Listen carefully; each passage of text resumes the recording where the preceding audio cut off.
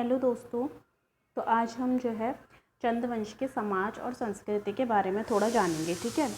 तो समाज और संस्कृति कैसी थी चंदों के समय पे कुमाऊं में, वो हम देखेंगे। उसके बाद हम एक लेक्चर हमारा और होगा, 1 या 2 लेक्चर, और उसके बाद हमारा ये चंद्रवंश ख़त्म हो जाएगा आज। ठीक है। तो समाज और संस्कृति में हम देखते हैं कि जो चंदों के समाज का वही परंपरागत ढांचा था जो देश के मैदानी भागों में था। ठीक है। मैदानी भागों से ही, क्योंकि उन्होंने बहुत चीज़ें सीखी थी, तो वही चीज़ जो है चंदों ने भी अपने साम्राज्य में की हुई थी। किंतु चंद राजाओं के अभी तक जितने भी ताम्रपत्र, पट्टे, मंदिर और अन्य अभिलेख संबंधी दस्तावेज मिले हैं, उनमें कहीं और किसी भी चतुर्वर्णी समाज का उल्लेख हमें देखने के लिए नहीं मिलता है। जो 4 वर्ण थे ना, क्षत्रिय, ब्राह्मण, वैश्य, शूद्र, ये जो है इसके बारे में हमें उल्लेख नहीं मिलता है चंद्रवंश में किसी भी ताम्रपत्र में। ठीक है। चंद राजा जो थे वो चंद्रवंशीय राजपूत थे। उनके समय में देश के मैदानी भागों में राजपूत राजाओं का ही शासन था। ठीक है। क्योंकि ऐसा भी मतलब एक ये भी है कि देखो, ये जो उत्तराखंड, मतलब ये उत्तरी जो भारत है, ये बहुत ही अभी जैसे पहाड़ी एरिया है। अब तो रोड्स हैं इतनी अच्छी, लेकिन पहले बहुत पहले के समय पे ऐसा नहीं होगा। तो हो सकता है कि पहले यहाँ पे लोग नहीं रहते हों। ठीक है। पहाड़ हों, जंगल हों, लेकिन यहाँ पे जो है लोगों का रहना ना हो। तो जो मैदानी भाग हैं, जब वहाँ पे मुग़लों का आक्रमण हुआ, या जो अफ़गानी लोग यहाँ पे आए, बाहरी लोग जब यहाँ पे आए आक्रमण करने, तो जो मैदानी भाग के जो राजपूत लोग थे वो सब उत्तर की तरफ आ गए, मतलब पहाड़ी क्षेत्रों की ओर आके बस गए। तो यही लोग जो है चंद्रवंशी कहलाए, मतलब ये राजपूत लोग थे। ठीक है। तो ऐसा माना जाता है। अब था क्या, वो तो कुछ नहीं कह सकते, लेकिन जो तथ्य हमें देखने के लिए मिलते हैं प्राचीन काल के, वो इसी ओर इंगित करते हैं। उनके समय में देश के मैदानी भागों में राजपूत राजाओं का ही शासन था। ठीक है। वे जो हैं सूर्य और चंद्र को अपना मूल पुरुष मानते थे। ठीक है। इसीलिए जो है सूर्यवंश और चंद्रवंश नाम से अपना मूल प्रतिस्थापित वो करते थे। डॉक्टर दिनेश चंद्र सरकार द्वारा संपादित सेलेक्ट इंस्क्रिप्शन, तो ये तालेश्वर से प्राप्त ताम्रपत्र है। ठीक है। तो इसमें जो है तालेश्वर से प्राप्त जो ताम्रपत्र है, इसमें पौखवंशी राजा है द्वितीय वर्मन, उसका उल्लेख हमें मिलता है, जो अपने को क्या कहता था, सोम, दिवाकर, अन्वय तथा पर्वताकर राज्य का परम भट्टारक महाराजा धीराज कहता था। कौन कहता था? राजा द्वितीय वर्मन। ये पौखवंशी राजा था। ठीक है। तो पौखवंशी राजा द्वितीय वर्मन ने अपने को क्या कहा था? सोम, दिवाकर, अन्वय और पर्वताकर राज्य का परम भट्टाकर महाराजा धीराज, यानी कि पर्वत जो राज्य है ऊपर का, उत्तराखंड वाला, कुमाऊं वाला, वहाँ का इसने अपने आप को परम भट्टारक महाराजा धीराज कहा है। इससे हमें यह निष्कर्ष निकलता है कि वह माता पिता की ओर से चंद और सूर्यवंश से संबंध रखता था। ठीक है। चंद्रवंश या सूर्यवंश से जो राजा द्वितीय वर्मन था वो संबंध रखता था। इसी तरह इसी ग्रंथ के 269 पृष्ठ पर कार्तिकेयपुर के राजा ललित सूर्यदेव का उल्लेख भी हमें देखने के लिए मिलता है, जो कि परम महेश्वर शिव का परम भक्त कहता है खुद को। इससे प्रतीत होता है कि पूर्व मध्यकाल में पर्वतीय भागों में जो भी राजा राज्य करते थे, वे उस समय के मैदानी राजाओं के ही चरण चिन्हों पर चलते थे। मतलब कि जैसा मैदानी राजा करते थे, या मतलब उन लोगों से, जो मैदानी क्षेत्र के राजा होते थे, राजपूत लोगों से, वो बहुत सारी चीज़ें अपनाते थे, और उनका संपर्क मैदानी भागों व वंशावली लेखकों से बराबर जो है बना रहता था। तभी तो वो इतना कुछ वहाँ से गेन करते थे। तो बंगाल के पाल नरेश, नारायण पाल के बादाल अभिलेख का उत्कीर्णक, विष्णुभद्र और ललित सूर्यदेव के ताम्रपत्र का उत्कीर्णक गंगभद्र एक ही कुल और वंश के प्रतीत होते हैं। ठीक है। तो वो कह रहा है कि बंगाल के जो पाल नरेश, नारायण पाल के बादाल अभिलेख का उत्कीर्णक मतलब जो ताम्रपत्र में लिखता था ना, उसको उत्कीर्णक कहते थे। तो जो नारायण पाल के जो बादाल अभिलेख का उत्कीर्णक था, बादाल अभिलेख जिसने उत्कीर्ण किया था, वो कौन था? विष्णुभद्र था। और ललित सूर्यदेव का जो ताम्रपत्र जिसने उत्कीर्ण किया था, वो कौन था? गंगभद्र था। तो ये विष्णुभद्र और गंगभद्र, भद्र भद्र से लग रहा है कि एक ही कुल के या फिर एक ही वंश के ये देख प्रतीत हो रहे हैं। ठीक है, तो यानी कि जो नारायण पाल के बादाल अभिलेख का उत्कीर्णक था और ललित सूर्यदेव के ताम्रपत्र का उत्कीर्णक था, ये दोनों ही एक ही कुल के मतलब माने जाते हैं। और ललित सूर्यदेव के तथा नारायण पाल का समय भी जो है सेम ही था लगभग। ठीक है, देखो 854 और ये 855 से 910 ईस्वी नारायण पाल का समय इन्होंने दिया है। तो इनका जो मतलब समकालीन जैसे प्रतीत होते हैं, तो इसीलिए जो है विष्णुभद्र और गंगभद्र भी समकालीन रहे होंगे या एक ही वंश या जाति के होंगे।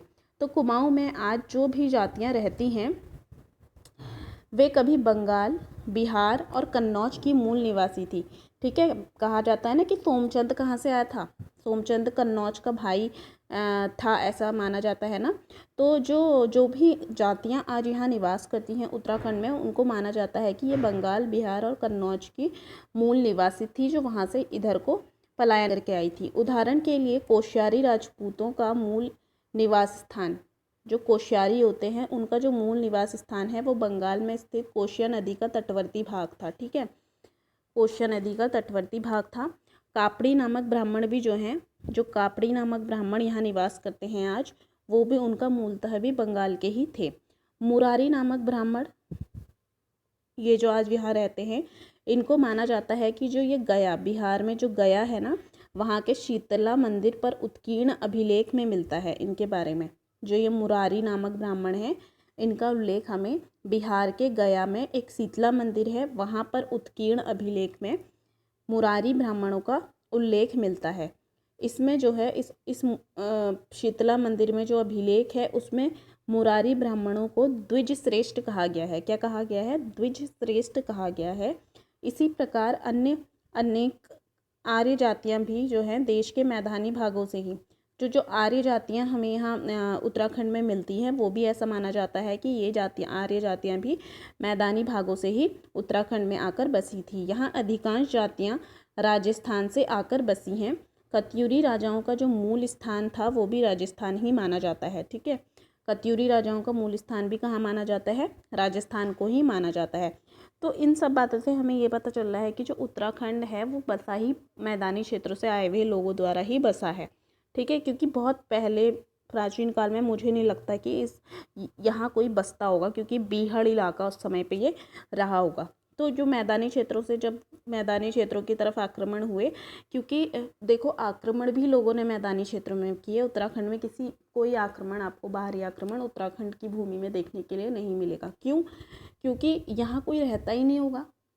ठीक है, यहाँ तो लोग तब बसे होंगे जब अफगानी लोगों ने, ये जो हूण थे, ये सब लोग जब मैदानी भागों में आक्रमण करने आए, तो मैदानी भाग के जो राजपूत थे राजस्थान वगैरह के, तो ये बिहार कन्नौज क्षेत्र के जो राजपूत रहे होंगे वो पलायन करके जो है पराजित जब हुए होंगे तो वो भागकर जो है उत्तर की तरफ छुपने के लिए आए होंगे और फिर यहाँ आके वो यहीं बस गए। ठीक है, तो ऐसा सब यहाँ पे रहा होगा। नाली का सर्वप्रथम प्रयोग भी हमें तमिल साहित्य में देखने के लिए, नाली जो ये भूमि मापने की एक यूनिट होती है, भूमि मापक की नाली, उसका भी प्रयोग हमें तमिल साहित्य में देखने के लिए मिलता है। इन विभिन्न जातियों का यहाँ आगमन राजाओं द्वारा लड़े गए युद्धों, ठीक है, ये जितनी भी जातियाँ हैं वो सब यहाँ राजाओं द्वारा लड़े गए युद्धों, बनारस, गया, गढ़मुक्तेश्वर, प्रयाग, हरिद्वार, केदारनाथ और बद्रीनाथ में की गई तीर्थ यात्राओं और कन्नौज आदि जगहों से मंगाए गए ब्राह्मण लेखकों और ज्योतिषियों के द्वारा हुआ था। ठीक है, तो यहाँ पे जो ये लोग हैं ये कैसे बसे? तो या तो ये जो मैंने आपको बताया कि जब युद्ध वगैरह हुए तो इधर को आए, ये भाग के उत्तर की तरफ।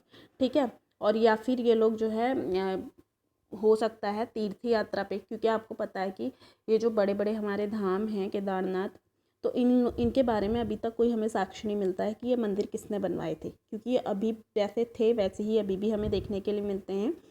तो हो सकता है कि यहाँ पे तीर्थ यात्रा करने ये लोग आए हों और फिर यहीं पे बस गए हों, इनको ये जगह अच्छी लगी हो। तो ठीक है, ये भी एक जो है हमें देखने के लिए मिलता है। और या फिर यहाँ पर कन्नौज आदि जगहों से जो है ब्राह्मण लेखकों और ज्योतिषियों के द्वारा हुआ था, जो मैदानी भागों से यहाँ पे पूजा करने के लिए मंगाए गए होंगे। तो कुमाऊँ के चंदवंशी और गढ़वाल के पंवार राजा स्वयं मैदानी भागों से यहाँ आए थे। ठीक है, जो कुमाऊँ के चंदवंशी थे और गढ़वाल के परमार, अभी हम कुमाऊँ में चंदों का शासन था और गढ़वाल में किसका था, पंवारों का था ना।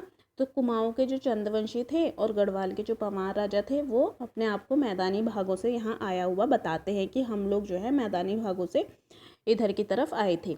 और दोनों ही जो है राजकुंवर थे, मतलब ये अकेले नहीं आए थे, इनके साथ अन्य लोग भी यहाँ आए थे और बाद में ये लोग यहीं के होकर रह गए। ये चीज़ें मैंने आपको पहले ही एक्सप्लेन कर दी हैं। ठीक है, इतिहासकार डॉक्टर श्यामलाल का विचार है विवेच्य युग में जोशी और पंत नामक ब्राह्मण जो है महाराष्ट्र से आए थे। ठीक है, अब जो इतिहासकार डॉक्टर श्यामलाल जी हैं ये क्या कहते हैं कि जो ये पंत और जोशी जो ब्राह्मण हैं ये लोग कहाँ से आए थे, ये लोग आपके महाराष्ट्र से आए थे।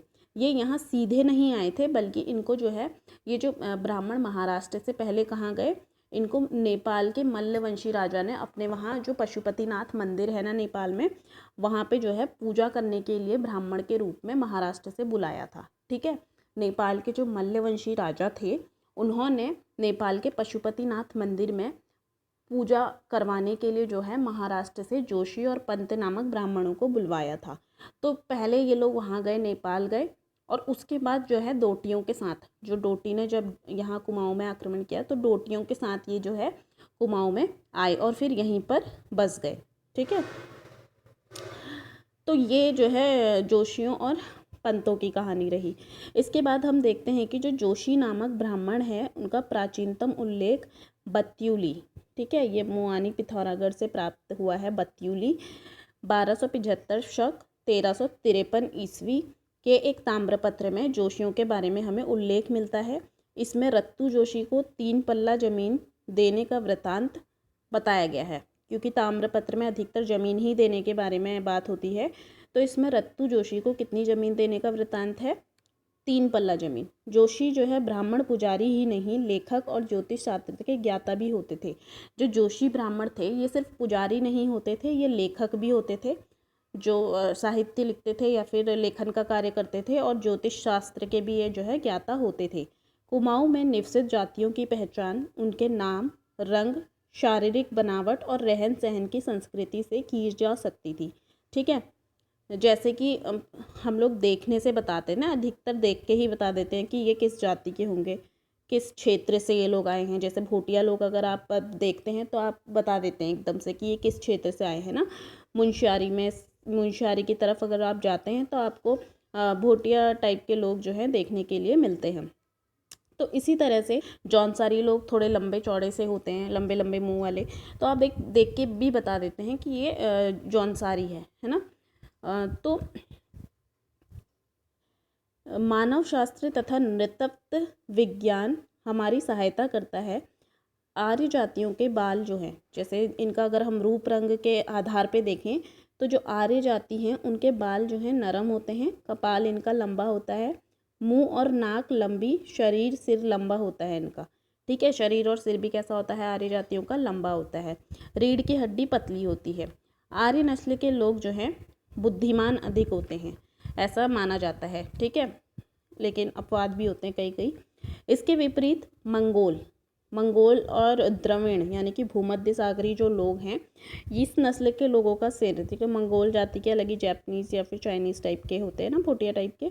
तो इसके विपरीत जो है मंगोल और द्रविड़ नस्ल के जो लोग हैं उनका सिर कैसा होता है, गोल होता है, बाल सख्त होते हैं, कपाल इनका चौड़ा होता है और गाल की हड्डियां इनकी उभरी हुई होती हैं और शरीर गठीला और छोटा होता है। ठीक है, इनके अलावा यहाँ एक तीसरी नस्ल के लोग भी हमें देखने के लिए मिलते हैं। यह नस्ल बाहर से आई हुई आर्य जातियों व यहाँ की मूल जातियों जैसे कि किरात, नाग और खस के अनुलोम प्रतिलोम विवाह। यहाँ पे जो किरात जो जाति आई, ये दूसरी आर्य जाति यहाँ पे आई, तो यहाँ पे आर्य जातियाँ और यहाँ की मूल जातियाँ जो थी किरात, नाग और खस, इन लोगों से इनका जो है अनुलोम प्रतिलोम विवाह हुआ, जिसके परिणाम स्वरूप ये नई जाति अस्तित्व में आई। यह कारण है कि यहाँ शुद्ध आर्यों के अलावा जो है मिश्रित नस्लों के लक्षण भी देखने के लिए मिलते हैं, क्योंकि जो आर्य जातियाँ थी उनकी यहाँ की मूल की जो बाहर से आर्य जाति लोग आए थे उनकी यहाँ की मूल निवासियों से, जो यहाँ पे मूल निवास करती थी जातियाँ, उनसे जो है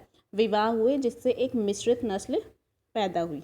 ठीक है, आर्यों और खस जातियों की। तो प्राचीन अभिलेखों व भूमि संबंधी सनदों में जो नाम मिलते हैं उनसे यहाँ की मूल जातियों और आव्रजक जातियों का पता चलता है कि जो मूल जातियाँ हैं, जो भी हमें भूमि संबंधी जो ताम्रपत्र हमें मिले हैं अभी प्राचीन काल के, उससे हमें यहाँ पे मूल जातियाँ कौन सी थी और जो बाहर से आई हुई जातियाँ कौन सी थी उनके बारे में पता चलता है। खसों और नागों के नाम जो है महाप्राणांत हैं, जैसे हूती, हुमती, बनेचर, थुड़, गस्ती, देसट, आसल, सुहड़, सिंगल, नाग, भागू, चिंडा, बिंडा, बस्तिर, बलतिर, बीजड़, जीजड़, जाजड़, जड़, कलसू, जाहल, इस टाइप के विपरीत आर्य जातियों के नाम संस्कृत में निस्रत हमें मिलते हैं, जो प्रायः देवी देवताओं के नाम के साम्य हो रखे, मतलब कि देवी देवताओं के नामों के समान जो है होते हैं ये नाम। ठीक है, असंभव नहीं है कि जो आर्य जातियाँ नहीं होती थी, मतलब जो अनार्य जातियाँ होती थी, उनके नाम भी जो है देवी देवताओं के नाम के आधार पर ही रखे जाते होंगे।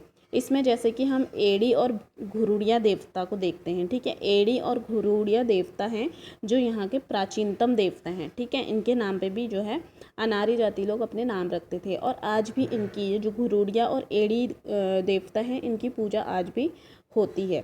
ये दोनों ही देवता पशुचारकों द्वारा पूजे जाते हैं। ठीक है, जो पशुचारक होते हैं उत्तराखंड में, उनके द्वारा जो है एड़ी और घुरूड़िया देवता पूजे जाते हैं। घुरूड़िया की पूजा कब होती है? ज्येष्ठ के महीने में होती है। ठीक है, घुरूड़िया की पूजा कब होती है? ज्येष्ठ के महीने में होती है। इसे हम ग्वाल देवता, क्योंकि पशुचारक जो है घुरूड़िया देवता की पूजा करते हैं, तो ऑब्वियसली इनको ग्वाल देवता कहा जाता होगा। ठीक है, तो आपको अगर ग्वाल देवता किसे कहते हैं तो घुरूड़िया देवता को कहते हैं। इनकी पूजा ज्येष्ठ के महीने में की जाती है और पशुचारक जो है इनकी पूजा करते हैं। यहाँ यह बात विशेष ध्यातव्य है कि कुमाऊँ और गढ़वाल में आज जितनी भी जातियाँ हैं, उनमें अधिकांशतः कहाँ से आई हैं? राजस्थान से आई हैं। ये भी हमने पहले देख लिया था। जैसे कि ओझा नामक ब्राह्मण कत्यूरी राजाओं के समय यहाँ पे आए थे। ठीक है, कहाँ से आए थे? ये नीचे मैदानी राजस्थान से ही आए होंगे। कौन? ओझा नामक ब्राह्मण। तो ओझा नामक ब्राह्मण कहाँ से आए थे?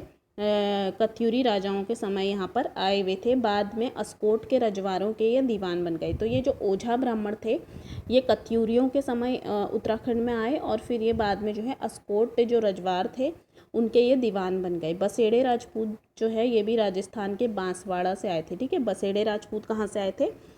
बांसवाड़ा, राजस्थान के बांसवाड़ा से आए थे। कुमाऊँ गढ़वाल की जो रावत जाति है, ये जाति जो है राजपूत जाति कत्यूरी राजाओं के समय यहाँ आई थी। ठीक है, कत्यूरी राजाओं के समय ही रावत जाति भी उत्तराखंड में आई थी।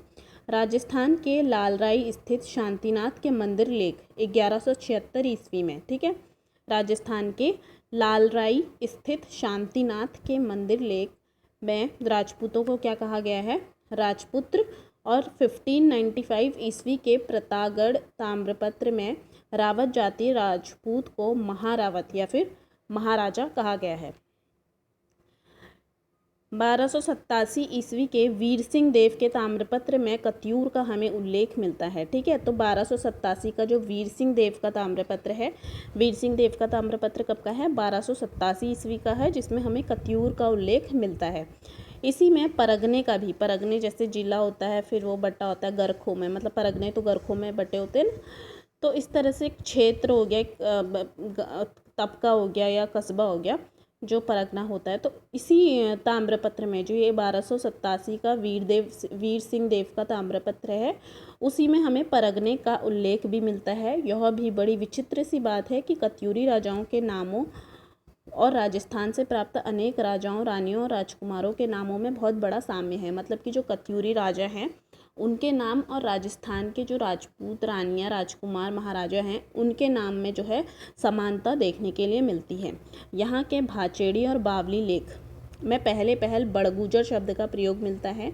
ठीक है, तो चंद राजा विजय चंद्र का ससुर जो था वो भी एक बड़गुजर था। ठीक है, जो विजय चंद था ना, त्रिमल चंद का भाई जो विजय चंद था, उसका ससुर भी जो है एक बड़गुजर था, ऐसा कहा जाता है। इसमें बड़गुजर वंश के राजा आसल्य देव का नाम उत्कीर्ण है। ठीक है, इसमें किसका नाम है? बड़गुजर वंश के राजा आसल देव का नाम उत्कीर्ण है। बास्ते ताम्रपत्र में भी आसल देव, सुहड़ देव, सिंहड़ देव के नाम हमें देखने के लिए मिलते हैं। तो यहाँ बम राजाओं के से पहले जो है खस राजा, जो बाद में बम राजा आए उनसे पहले यहाँ पे खस राजा हुआ करते थे। कुमाऊँ के गहतोड़ी ब्राह्मण भी जो है राजस्थान से आए हुए माने जाते हैं। तो बसवाड़ा ब्राह्मण हो गए, गहतोड़ी ब्राह्मण हो गए, ये सब जो है राजस्थान से आए हुए माने जाते हैं। तो कुमाऊँ के चतुर्वर्णी समाज में हमें ब्राह्मणों के 3 वर्ग देखने के लिए मिलते हैं। ठीक है, वैसा चतुर्वर्णी ब्राह्मण, क्षत्रिय, शूद्र, वो वैश्य वाला हमें चतुर्वर्णी वर्ग देखने के लिए नहीं मिलता है, लेकिन हमें ब्राह्मण के यहाँ पे 3 वर्ग देखने के लिए मिलते हैं। ठीक है, ब्राह्मण के सिर्फ ब्राह्मणों के 3 वर्ग देखने के लिए मिलते हैं। एक तो चौथानी ब्राह्मण, पंचबिड़िया ब्राह्मण और खस ब्राह्मण। ठीक है, कौन कौन से ब्राह्मण होते थे? चौथानी ब्राह्मण, पंचबिड़िया ब्राह्मण और खस ब्राह्मण, जिन्हें स्थानीय भाषा में पितलिया ब्राह्मण कहते थे। स्थानीय भाषा में इन्हें क्या कहते थे? पितलिया ब्राह्मण कहते थे। इसमें चौथानी ब्राह्मण तो देश के मैदानी भागों और डोटी से यहाँ आए थे। ठीक है, इसमें जो चौथानी ब्राह्मण थे वो कहाँ से आए थे? देश के मैदानी भागों और डोटी से, डोटी नेपाल वाला एरिया। तो चौथानी ब्राह्मण कहाँ से आए थे? मैदानी भागों से या फिर नेपाल के डोटियों के साथ आए थे। इन्हें चंद और कत्यूरी राजा अपने साथ लेकर आए थे, ऐसा माना जाता है। इस तरह जो ओझा भी हमने ऊपर देखा था, ओझा ब्राह्मण, ये कहाँ से आए थे? ओझा ब्राह्मण राजस्थान से आए थे। महेंद्रपाल रजवार के जो सिंगाली ताम्रपत्र है उसमें भूमि प्राप्तकर्ता रघुनाथ ओझा को त्रिविक्रम सिंह कहा गया है। क्या कहा गया है? त्रिविक्रम सिंह कहा गया है। ठीक है, किसको? रघुनाथ ओझा को महेंद्रपाल रजवार के सिंगाली ताम्रपत्र में। ठीक है, सिंगाली ताम्रपत्र किसका है? महेंद्रपाल रजवार का। तो सिंगाली ताम्रपत्र किसका है? महेंद्रपाल रजवार का 1322 ईस्वी का है, जिसमें रघुनाथ ओझा को त्रिविक्रम सिंह कहा गया है, जो कि विष्णु के वामावतार की ओर संकेत करते हैं। तो राजस्थानी ब्राह्मणों के लिए ताम्रपत्रों में हमें ठक्कुर लिखा हुआ मिलता है। इसमें इस अर्थ में त्रिविक्रम सिंह यानी कि जो रघुनाथ ओझा थे, त्रिविक्रम सिंह रघुनाथ ओझा, उनकी सम्मान सूचक उपाधि रही होगी। ठीक है, ठक्कुर त्रिविक्रम सिंह, तब सम्मान के तौर पे उन्हें जो है ये उपाधि दी गई होगी। जोशी, सिमल्टिया पांडे, पंत, धौलपलिया पांडे, सौंजियाल बिष्ट और तिवाड़ी इसी प्रथम श्रेणी के ब्राह्मण रहे होंगे। ठीक है, गढ़वाल में इन्हें भारथानी या सरोला ब्राह्मण या फिर रसोईया ब्राह्मण, सरोला ब्राह्मण को ही रसोईया ब्राह्मण भी कहते थे, जिन्हें राजाओं से जो है मान्यता प्राप्त थी। ठीक है, सरोला ब्राह्मण या रसोईया ब्राह्मण। दूसरी श्रेणी के ब्राह्मण संभवतः उतने शिक्षित और समुन्नत नहीं थे। ठीक है, ब्राह्मणों का शिक्षित होना वैसे उस समय पे देखा जाता है कि सभी ब्राह्मण शिक्षित हुआ करते होंगे, क्योंकि बिना शिक्षित वाला तो कुछ कर ही नहीं सकता उस टाइम ब्राह्मण। ठीक है, तो उत्तर संस्कृत में उन्हें मंत्रों का उच्चारण करना पड़ता था। सब कुछ जो ब्राह्मण के काम होते हैं वो एक पढ़ा लिखा इंसान ही कर सकता है। ठीक है, तो ये जो दूसरी श्रेणी के ब्राह्मण हैं, ऐसा माना जाता है कि ये लोग ज़्यादा पढ़े लिखे शिक्षित नहीं होते थे। तीसरी श्रेणी के ब्राह्मण संभवतः खसों के मध्य उभरे और उन्हीं के पौराहित। तो जो ये तीसरी श्रेणी के ब्राह्मण थे, ये लोग जो है खसों के मध्य उभरे और उन्हीं के पौराहित्य करते रहे। राजपूत भी जो हैं 2 प्रकार के थे। पहले वो राजपूत जो आर्य राजपूत थे, मतलब जो बाहरी भागों से आए थे। ठीक है, वो राजपूत 2 टाइप के राजपूत थे। एक तो आर्य राजपूत थे जो बाहरी क्षेत्रों से यहाँ आए थे। चंद राजा स्वयं इस श्रेणी के जो बाहरी क्षेत्रों से आए थे वही वाले राजपूत जो है चंद राजा स्वयं थे। बाह्यगत राजपूत अपने को सोमवंशी, जो बाहर से आए हुए राजपूत आर्य थे, वो अपने को क्या बताते थे? सोमवंशी बताते हैं। सोमवंशी या फिर सूर्यवंशी कहते हैं ना अपने को, जो बाहर से, क्योंकि ये जो सोमवंशी राजा थे ये भी बाहर से ही तो आए हुए थे, तो ये लोग अपने को सोमवंशी या फिर सूर्यवंशी बताते थे। दूसरे राजपूत वो थे जो खस राजपूत थे, जो यहाँ के ही मूल निवासी थे। ठीक है, खस राजपूत तो कौन थे? जो यहीं के मूल निवासी थे। वैश्य वर्ग के लिए यहाँ पे हमें साहू का उल्लेख देखने के लिए, जो वैश्य वर्ग था उसके लिए साहू का उल्लेख मिलता है। ये भी प्रायः बाहरी इलाकों से यहाँ आए हुए थे। मतलब जो ये साहू वैश्य वर्ग के जो साहू लोग थे ये भी बाहर से आए हुए थे। चौथे वर्ण में विभिन्न जातियों का हमें उल्लेख मिलता है। जो चौथा वर्ण है उसमें, चौथा वर्ण शूद्र हुआ ना, तो शूद्र में हमें जो है शिल्प कर्म से संबंध रखते थे। शूद्र वर्ण वाले जो थे वो शिल्प कर्म से, मतलब शिल्प कार्यों से संबंध रखते थे। इन्हीं में से मंदिरों के निर्माता ताम्रपत्रों के उत्कीर्णक जो ताम्रपत्र उत्कीर्ण करते थे जिन्हें सुतार, सुदार या फिर सूत्रधार कहते थे। बड़ी पोल उदयपुर राजस्थान की, जो बड़ी पोल है ये उदयपुर राजस्थान वाले क्षेत्र की बात हो रही है। तो बड़ी पोल की छत में एक लेख खुदा हुआ मिलता है। ठीक है, कहाँ है बड़ी पोल? उदयपुर राजस्थान में है ना। तो बड़ी पोल में जो है, बड़ी पोल की छत पर एक लेख मिलता है जिसमें सुथार मुकुंद राम के लड़के ने यहाँ लेख उत्कीर्ण किया था। ठीक है, तो जो बड़ी पोल उदयपुर राजस्थान में जो बड़ी पोल है वहाँ की छत में जो लेख उत्कीर्ण मिलता है वो ऐसा कहा जाता है कि सुथार मुकुंद राम के लड़के ने ये लेख उत्कीर्ण किया था।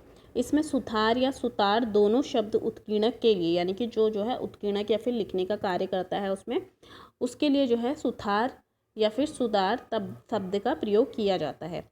कुमाऊं में उत्कीर्णक का काम सुनार और टमटे लोग करते थे। कुमाऊं में उत्कीर्णक का काम, जो हमारे कुमाऊं है वहाँ पे उत्कीर्णक का काम कौन करते थे? या तो जो सुनार होते थे वो करते थे या फिर टमटे लोग करते थे, जिनको टमटा कहा जाता है। इस वर्ग के अंतर्गत कुछ ऐसी भी जातियाँ थीं जिनका राज परिवार से, ठीक है, कुछ जातियाँ ऐसी थी जिनका राज परिवार यानी कि राजाओं से सीधा संबंध होता था। पौरी 15 बिस्वा में समस्त जन सामान्य समा जाते थे। ठीक है, जिसकी अगर पौरी 15 बिस्वा की बात हो रही है तो इसमें जितने भी सामान्य लोग हैं वो सारे जो है पौरी 15 बिस्वा में आ जाते थे। राजकुली परिवार के लिए कपड़े बुनते थे ये लोग।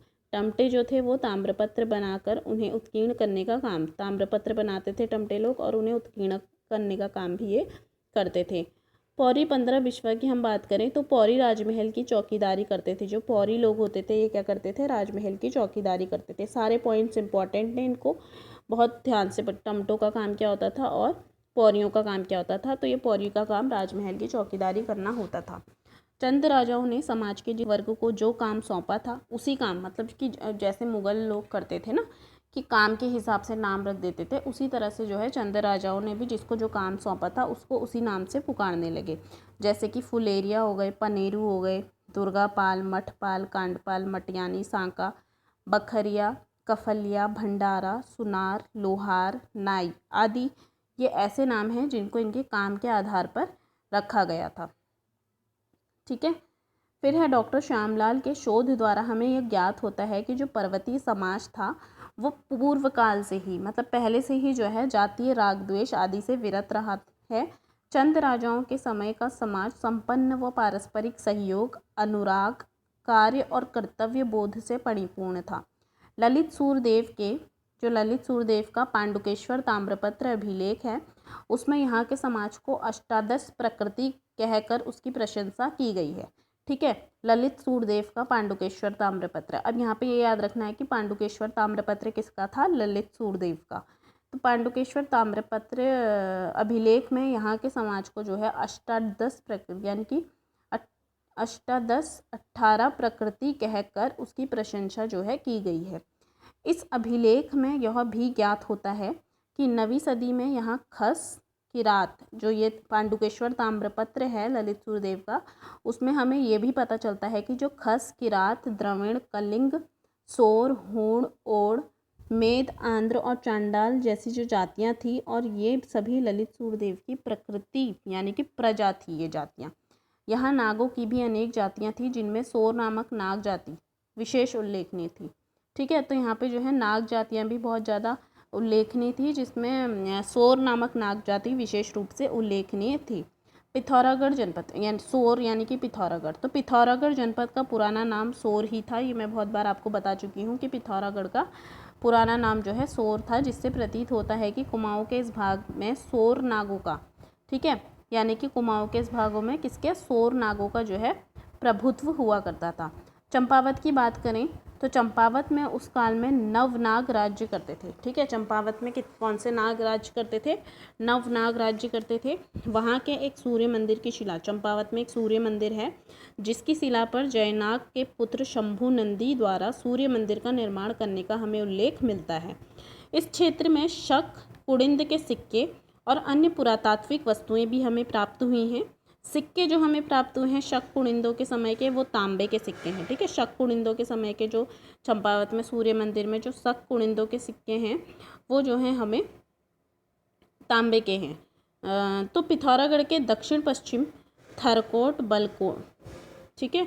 तो जो पिथौरागढ़ का दक्षिण पश्चिम में थरकोट बलकोट नामक गांव में एक मंदिर है।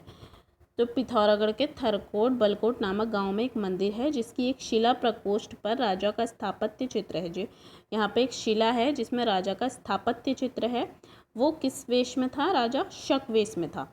ठीक है। तो उस थरकोट बलकोट नामक गांव में एक मंदिर है जिसमें एक शिला प्रकोष्ठ पर राजा का स्थापत्य चित्र है जो कि एक शक वेश में है।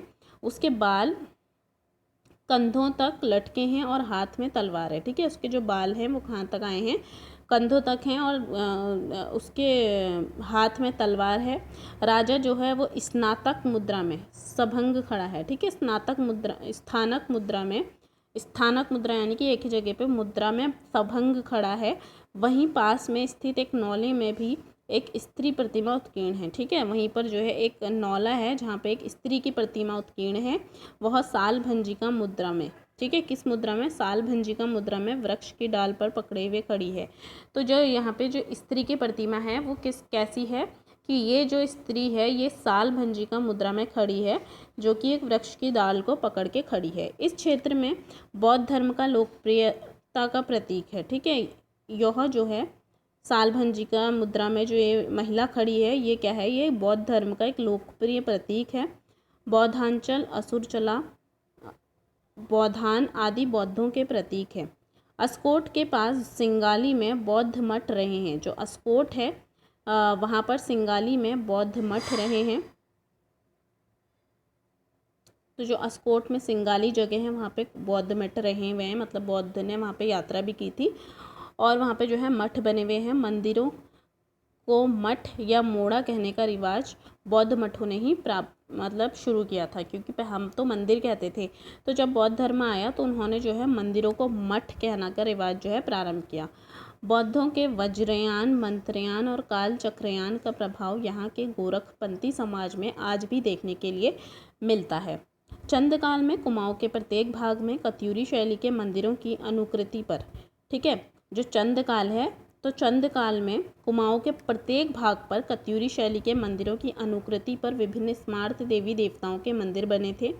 स्मार्त देवताओं में हमारे विष्णु, महेश, गणेश, मयूर वाहन कार्तिकेय, सूर्य, रेवंत, हयग्रीव, कृष्ण, बलराम आदि की मूर्तियां और मंदिर प्रमुख हैं। चंद राजा स्वयं शिव के, जो चंद राजा थे वो स्वयं किसके उपासक थे? शिव के उपासक थे। हमने देखा था ना कि सोमचंद जो है शिव का उपासक था।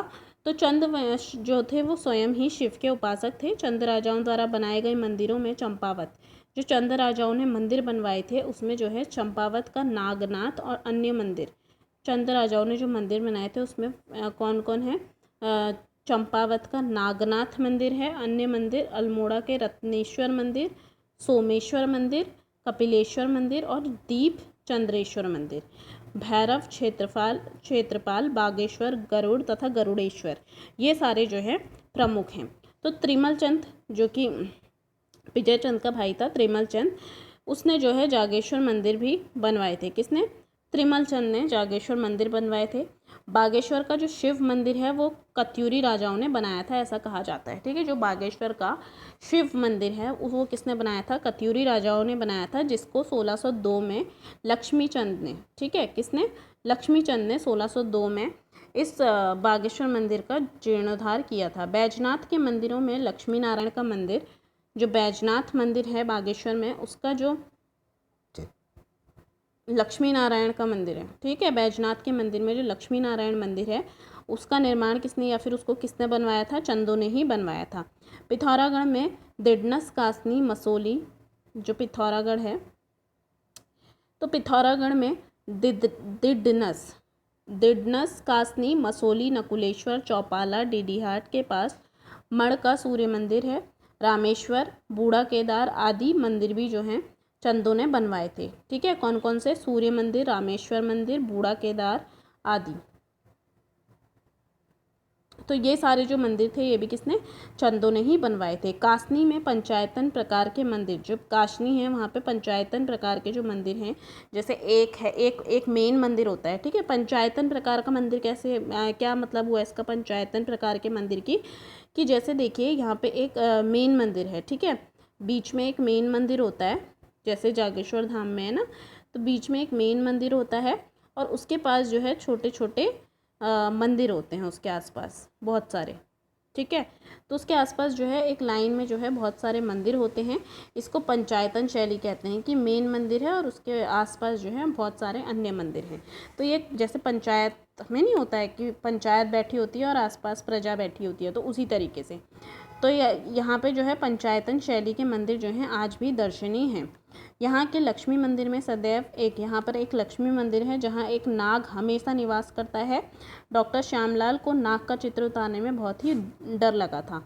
तो दो हाथ गदा देवी व चक्र पुरुष के शीर्ष पर विराजमान है। ठीक है, विष्णु के अगल बगल में उनकी दो पत्नियां रागी और निशुम्भा। ठीक है, जो विष्णु भगवान की जो मूर्ति है उनके अगल बगल में उनकी दो पत्नियां हैं रागी और निशुम्भा, वो उत्कीर्ण हैं, मतलब एक पत्थर में उत्कीर्ण करके बनाई हैं। पादपीठ पर अनुचरों के चित्र और ऊपर आकाश में उड़ते गंधर्व और विद्याधर हैं। गंधर्वों के हाथों में मालाएं और मृदंग हैं। जो गंधर्व हैं उनके हाथों में क्या है, मालाएं और मृदंग है।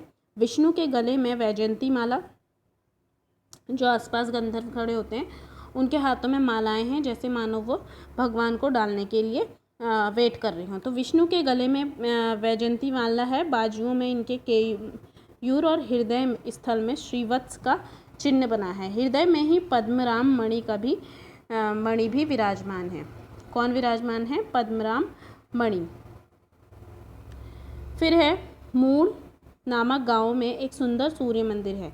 अब एक मूड़ सांदेव से 3 किलोमीटर दूर में मूड़ एक गांव है जहां पर एक सुंदर सा सूर्य मंदिर है। यह भी चंद्रकाल का ही ये भी जो है, ये जो सूर्य मंदिर है मूड़ का, ये भी चंद्रकालीन है। वर्तमान में मंदिर का अग्रभाग कुछ भग्न प्राय है। ठीक है, अब जो ये मूड़ में जो सूर्य का मंदिर है ये जो है चंद्रकालीन है, मतलब चंदों के समय से ही ये सूर्य मंदिर है। लेकिन अभी जो है बाहर का कुछ भाग जो है ये थोड़ा हल्का क्रैक व्रैक हो गया है जिस वर्तमान में। ठीक है, तो इसके निकट पूरब की ओर प्रारंभ में जो ये सूर्य मंदिर है मूड़ का, सांदेव से लगभग 3 किलोमीटर दूर में जो मूड़ में जो सूर्य मंदिर है उसके निकट ही पूरब की ओर प्रारंभ में एक जलकुंड था जो अब घास मिट्टी से ढक गया है। इस मंदिर में एक अति सुंदर सूर्य प्रतिमा निक्षिप्त है। ठीक है, एक सूर्य की प्रतिमा इसमें जो बहुत ही सुंदर है वो निक्षिप्त है। प्रतिमा में काल वज्र लेप चढ़ा हुआ है। ठीक है, तो ये जो सुंदर सी प्रतिमा है इसमें वज्र लेप चढ़ा हुआ है जिससे यह प्रतिमा आयातित लगती है, जैसे मानो आयातित आई हुई है, कहीं से लाया गया है इसको। ठीक है, तो सूर्यदेव की बनावट जो है विष्णु धर्मोत्तर पुराण और अंशुमत भेदागम में उल्लिखित विशेषताओं से परिपूर्ण है। मतलब कि जो सूर्यदेव की जो बनावट है, सूर्यदेव को जिस तरह से उत्कीर्ण किया गया है वो जो है विष्णु धर्मोत्तर पुराण और अंशुमत भेदागम में उल्लिखित विशेषताओं से जो है परिपूर्ण हमें मिलती है।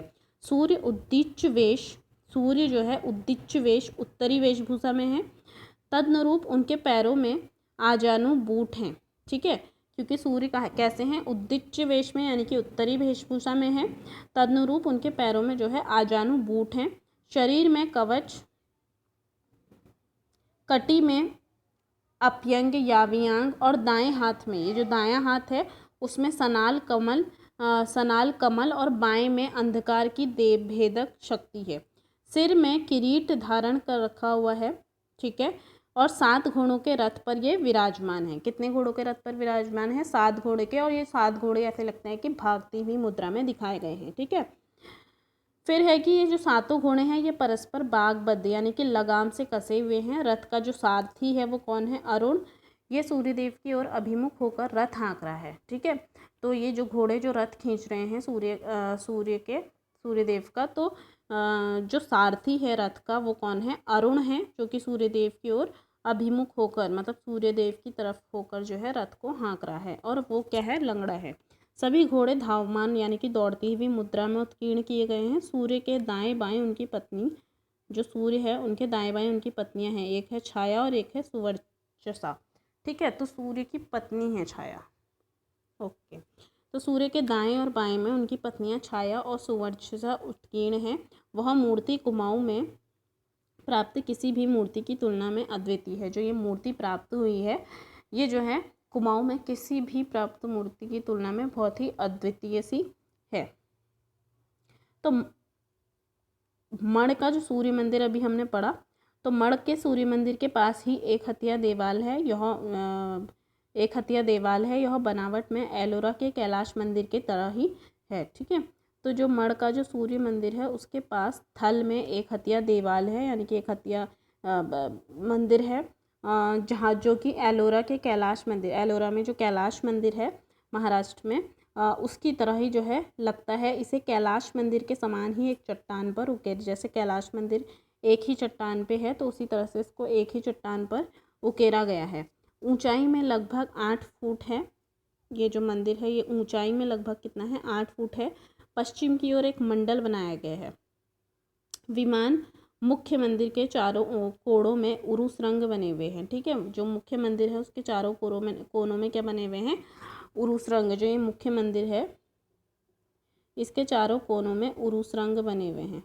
ठीक है, ऐसे करके परिक्रमा की जाती है। फिर तो उरुस रंग बने हुए हैं। इस मंदिर का जो द्वार है वो पश्चिम की ओर है, जिससे कि ये पूजा करने के लायक नहीं है। ठीक है, क्योंकि जो ये एक हत्या देवाल वाला जो मंदिर है इसका जो मुख है, नॉर्मली मुंह कहाँ को होना चाहिए मंदिर का, पूर्व की तरफ होना चाहिए या फिर उत्तर की तरफ होना चाहिए ना, क्योंकि पूर्व और उत्तर की तरफ ही भगवान विराजमान है कहते हैं।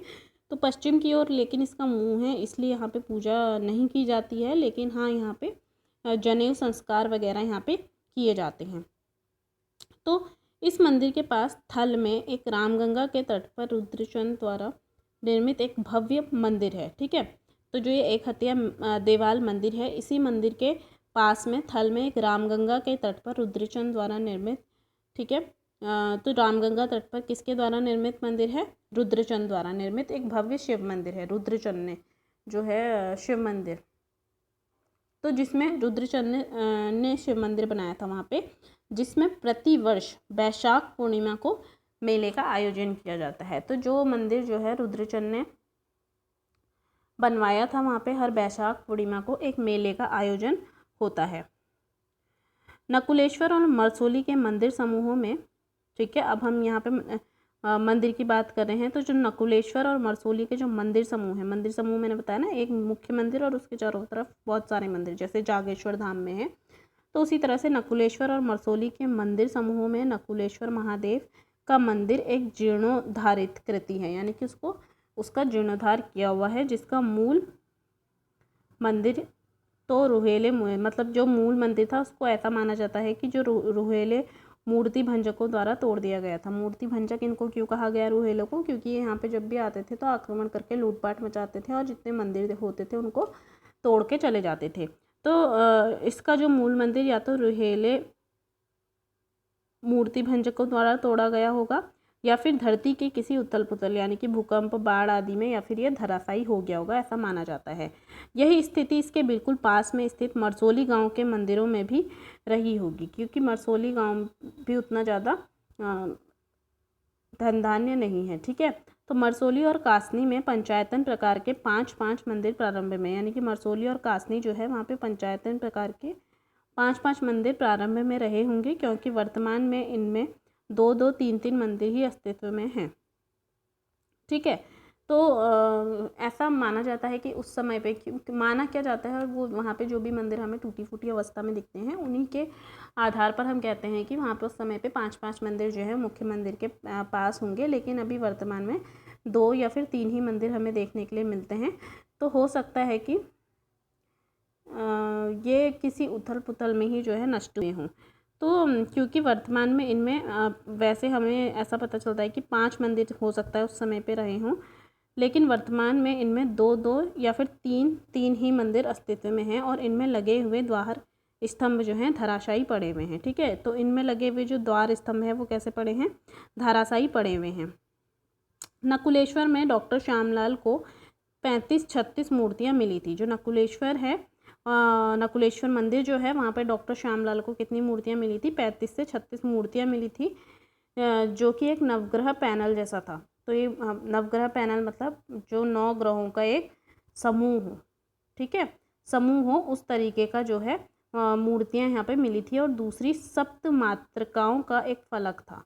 ठीक है, इन्हीं में से एक लाल बलुए पत्थर पर उकेरी गई वासुदेव, यानी कि एक लाल बलुआ पत्थर है जिसमें वासुदेव विष्णु की द्विभुज 2 भुजा वाली प्रतिमा थी, जो कि सारनाथ या फिर मथुरा से लाई गई होगी। ठीक है, कहाँ से लाई होगी ये विष्णु भगवान की मूर्ति जो कि 2 भुजी है प्रतिमा है, ये सारनाथ या फिर मथुरा से लाई गई होगी। अन्य प्रतिमाओं में एक ऐसी भी प्रतिमा थी जिसमें भगवान बुद्ध जो हैं, ठीक है, एक प्रतिमा ऐसी थी नकुलेश्वर मंदिर में जिसमें जो है भगवान बुद्ध जो है भूमि स्पर्श मुद्रा में, यानी कि जमीन को छूती हुई मुद्रा में उत्कीर्ण किए गए थे और उन्हें दाएं हाथ की तर्जनी उंगली से भूमि को स्पर्श करते हुए दिखाया गया है। यानी कि जो नकुलेश्वर मंदिर है वहाँ पे जो भगवान बुद्ध हैं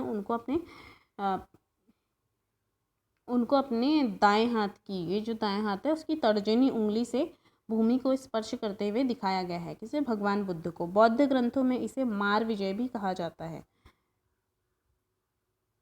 ठीक है, तो बौद्ध ग्रंथ में इसे क्या कहा जाता है? मार विजय कहा जाता है। मरसोली में संप्रति 2 मंदिर बचे हुए हैं। जो मरसोली है वहाँ पे कितने मंदिर बचे हैं अभी फिलहाल? वहाँ पे फिलहाल 2 मंदिर बचे हुए हैं। शेष 3 मंदिरों के भग्नावशेष, जो शेष 3 मंदिर हैं उनके जो भग्नावशेष हैं वो भूमि के यत्र तत्र बिखरे पड़े हैं। ये स्तंभ भारी भरकम व कुशल शिल्पकारों द्वारा तराशे गए से लगते हैं। जो ये स्तंभ हैं ये भारी भरकम और कुशल शिल्पकारों द्वारा तराशे गए लगते हैं, यानी कि इतने साफ तरीके से इनमें काम किया गया है। जो ये 3 शेष मंदिर जो है इनमें इतने अच्छे से काम, इतने कुशल शिल्पकारों द्वारा काम किया गया है, या ये इतने अच्छे शिल्पकारों द्वारा तराशे गए हैं कि ये बिल्कुल बहुत सुंदर दिखते हैं। ठीक है, मंदिरों के शिखर पर लगे आमलक, ठीक है, कमल की पंखुड़ी नुमा गोल पत्थर, जो मंदिरों के शिखर, जो मंदिर होते हैं, जैसे ये मंदिर है, ठीक है, ये मंदिर है, तो मंदिर के जो यहाँ पर जो ये कमल के जैसा जो ये फलक होता है ना, इसको आमलक कहते हैं। इसको क्या कहते हैं? आमलक, आमलक क्या कहते हैं इसको? आमलक। ठीक है, तो ये ऐसे करके ये एक कमल के उसके समान लग रहा है ना, ऐसे जैसे मंदिरों में होता है। तो जो ये मंदिरों के शिखर पर लगे जो आमलक होते हैं, ये कमल के पंखुड़ी नुमा गोल पत्थर भी जो है की तरह होते हैं, जो कि धराशायी पड़े हुए हैं। ठीक ऐसे ही पत्थर देहरादून की चक्राता तहसील में लाखा मंडल के भव्य मंदिर में भी हमें मिले हैं। ठीक है, लाखा मंडल का जो भव्य मंदिर है वहाँ पे भी हमें ऐसे कुछ साक्ष्य मिले हैं। अस्तु मरसौली के लक्ष्मी नारायण में भगवान लक्ष्मी नारायण की, तो जो मरसौली का जो लक्ष्मी नारायण का मंदिर है, ठीक है, मरसौली का लक्ष्मी नारायण का मंदिर इम्पॉर्टेंट है। ठीक है, तो मरसौली का जो लक्ष्मी नारायण का मंदिर है भगवान लक्ष्मी, उसमें भगवान लक्ष्मी नारायण की एक अति सुंदर मूर्ति है। मूर्ति की बाईं जांघ में जो है लक्ष्मी जी विराजमान है। लक्ष्मी का जो दायां हाथ है वो विष्णु भगवान के कंधे में, और विष्णु का बायां हाथ लक्ष्मी की पीठ से घूमकर उसके बाएं श्रीफल पर विन्यस्त है। ठीक है, तो विष्णु के सिर पर मोर, विष्णु के सर पर हमें क्या देखने के लिए मिलता है? मुकुट, गले में वनमाल, और हृदय स्थल पर एक श्रीवत्स का चिन्ह हमें देखने के लिए मिलता है। जो ये मरसौली का विष्णु भगवान का, लक्ष्मी नारायण का जो मरसौली में मंदिर है, उस मंदिर में जो विष्णु भगवान है उनकी हम बात कर रहे हैं कि उनके सिर पर मुकुट, गले में वनमाल और हृदय स्थल पर श्रीवत्स चिन्ह अंकित मिलता है। लक्ष्मी के दाएं हाथ में हमें पुष्प यानी कि फूल मिलता है। ठीक है, तो डॉक्टर श्यामलाल के अनुसार भग्न प्राय द्वारा स्तंभों में चौकोर प्रकोष्ठ में फलक बने हुए हैं। इनमें विष्णु के 10 अवतारों के चित्रों का अंकन हुआ है। जितने भी विष्णु के 10 अवतार हुए हैं उनके चित्रों का इसमें अंकन किया गया है। सभी द्वार स्तंभों के छोरों पर गज ब्याल और सिंह ब्याल उत्कीर्ण हैं। जितने भी द्वार स्तंभ हैं उनके छोरों पर गज ब्याल और सिंह ब्याल उत्कीर्ण है। एक फलक पर मयूरारूढ़ कार्तिकेय का चित्र भी है। जो एक फलक है, एक साइड में मयूरारूढ़ कार्तिकेय, जो कि शिव जी के बड़े पुत्र थे कार्तिकेय जी, उनका भी चित्र मयूर में बैठे हुए अंकित है। वह दाएं हाथ से मोर को मातुलुंग खिला रहे हैं और बाएं हाथ से खड़ग हैं। ठीक है, कौन? कार्तिकेय जी। तो तो एक पैनल पर देवी दुर्गा की मूर्ति उत्कीर्ण है जो कि सिंह पर यानी कि शेर पर चढ़कर दुर्गमम राक्षस का वध कर रही हैं, इसलिए उन्हें दुर्गा कहा जाता है। महिषासुरमर्दिनी की मूर्तियां भी इधर उधर हमें पड़ी हुई दिखाई देती हैं। ठीक है, जो महिषासुरमर्दिनी है ना, उनकी भी मूर्तियां हमें इधर उधर पड़ी मिली हैं। दशावतारों में परशुराम अवतार का दृश्य भी मिलता है। हयग्रीव सिर घोड़े तथा शरीर मानव का, रेवंत तथा कल्कि अवतारों के दृश्य भी बड़े मनमोहक से हमें लगते हैं। ठीक है, तो यहाँ पे हमें बहुत सारे इतने बहुत मंदिर हैं जिनमें हमें ये सब देखने के लिए मिलता है। जैसे कि दुर्गा जी देखने के लिए मिलती हैं हमें, विष्णु भगवान लक्ष्मी नारायण मंदिर में विष्णु भगवान जी हैं, उनके पुत्र और उनसे रिलेटेड बहुत सी जो है चित्रकारी वहाँ पे की गई है। उनके पुत्र कार्तिकेय जी को जो है मयूर पे आसीन दिखाया हुआ है। ठीक है, ऐसा चित्र, सुंदर चित्र मतलब यहाँ पे किया गया है जो कि एक कहानी को प्रदर्शित करते हैं। ठीक है, 10 अवतारों में परशुराम अवतार का भी जो है यहाँ पे दृश्य देखने के लिए मिलता है। हयग्रीव यानी कि सिर घोड़े का और शरीर मानव का। ठीक है, जिसका सिर घोड़े का था और शरीर मानव का था उसको क्या कहा गया, हयग्रीव कहा गया। तो हयग्रीव, रेवंत और कल्कि अवतारों के दृश्य भी यहाँ पे बड़े मनमोहक से लगते हैं। कल्कि घोड़े पर सवार है। ठीक है, जो कल्कि है वो किस में सवार है, घोड़े में सवार है और उनके साथ एक कुत्ता भी है। सूर्यपुत्र रेवंत घोड़े पर सवार हैं। जो सूर्यपुत्र रेवंत हैं, सूर्यपुत्र का नाम क्या था, रेवंत, तो जो सूर्यपुत्र रेवंत हैं वो घोड़े पर सवार हैं। एक फलक पर समुद्र मंथन का भी दृश्य हमें देखने के लिए मिलता है। ठीक है, एक साइड में हमें समुद्र मंथन का दृश्य भी दिखता है। मरसौली के मंदिरों में लगभग सभी वैष्णव प्रतिमाएं रखी हुई हैं, क्योंकि जो मरसौली का जो मंदिर है वो लक्ष्मी नारायण का मंदिर है, तो वहाँ पर हमें जो है सभी जो है वैष्णव प्रतिमाएं रखी हुई मिलती हैं, कि वहाँ पे सारी प्रतिमाएं किसकी हैं, वैष्णव की।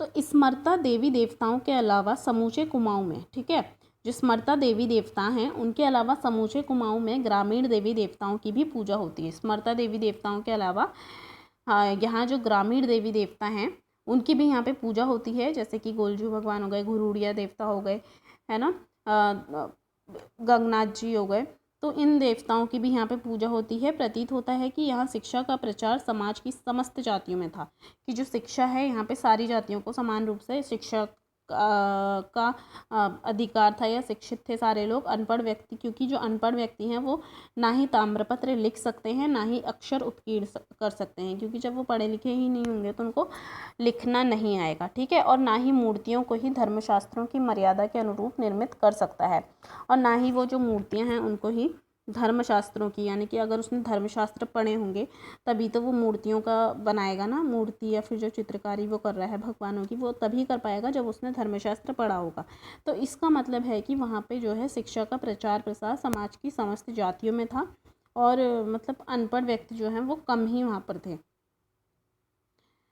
तो और ना ही जो है मूर्तियों को धर्मशास्त्रों की मर्यादा के अनुरूप वो निर्मित नहीं कर सकता, ऐसा बोला गया है।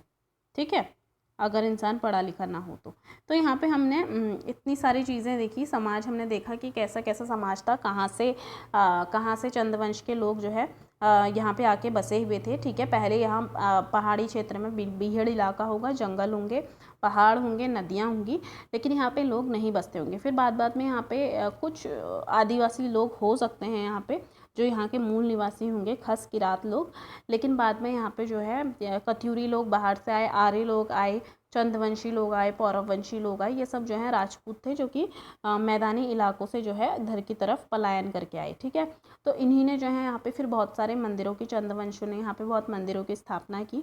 ठीक है, कुछ मंदिर पहले से थे और कुछों की स्थापना की, कुछों का जीर्णोद्धार कराया, और इस तरीके से यहाँ पे देवी देवताओं की पूजा यहाँ पे की जाती थी, लोक देवताओं की भी और जो वैसे स्मार्त देवता थे उनकी भी।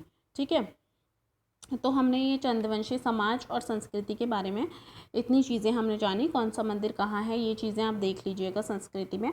अभी आप जब परीक्षावाणी पढ़ेंगे तो उसमें सिर्फ मंदिरों का अलग टॉपिक होगा, तो उसमें आपको अच्छे से मंदिरों के बारे में पता चलेगा कि कौन सा मंदिर किस स्थान पर है। ठीक है, तो वो चीज़ें हम परीक्षावाणी में कवर करेंगे। अभी फ़िलहाल के लिए ये ऊपर जो डिटेल्स में हमने समझा है ये इम्पॉर्टेंट है।